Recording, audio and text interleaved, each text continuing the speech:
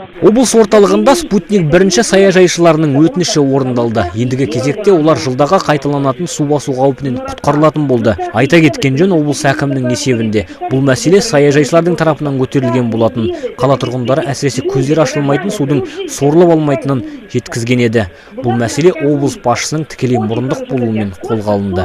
Онда біз кішкентай мощности помпа қойғанбыз, ол успевать етілмей жатыр, үлгерілмей жатыр. Қазір енді үлкен мощности қойып жатырмыз. Насос труба 225-тік, сол труба менен газовый турбалардың біріне жалғау болып жатыр. Пайка, ол да тоже бізде жоқ.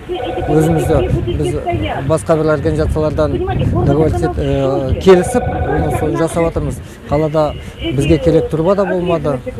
Сол барлығы кішкене кедергі жасады. Дәл осы барлығы жақсы болса, бүгін кешке ертең уже түсі ауа оның саяжайдың суын төмендетуге әзірміз.